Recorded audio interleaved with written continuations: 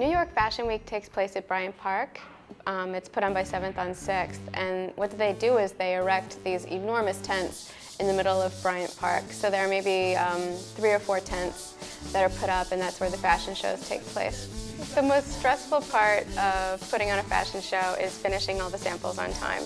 Unfortunately, my best ideas usually come in the 2 weeks before the fashion show, so everyone's scrambling to help make my visions a reality. It's fun. It's like playing dress up. I normally put in pretty long hours before the fashion show, but most of the work really gets done, I'd say, the week before the show. I'm really tweaking outfits up until the day before the show. Just do the outside up and that side down. Editing down the collection is very difficult for me. I make a very large, broad collection with as many as 130 styles per month, which actually do ship to the stores. But for the fashion show, we can only show 40 looks. So I really need an outsider's opinion on what the best, most editorial styles are. For the makeup this season, I wanted the look to be very clean and fresh and all-American. I wanted the makeup to look like you stepped out of a resort, very sun-kissed and natural. The music is so important, it could make or break a show. It really sets the tone for the show. I work with a DJ named Laurent Vacher. He's a French DJ, and I really love his taste in music. He always brings me unusual selections that people haven't heard before, but that are really groovy and great and exciting. I like to create fairly elaborate backdrops for my fashion show. I think it really draws the viewer into the environment and into the inspiration. They painted a beautiful backdrop of an English garden and hills and trees and lots of lush greenery. And I also incorporated some hedges in the front, so it looked like they were really actually on a stage.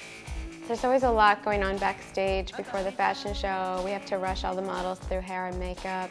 There are little mini dramas like when models' shoes don't fit her correctly or a zipper broke on a dress, but we try to be prepared. We have seamstresses on hand to make last-minute alterations.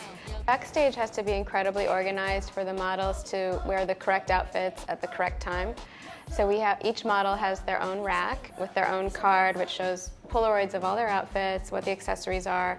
There are bags with all of their accessories for each look, which are attached to the hangers. There's a whole process that takes place.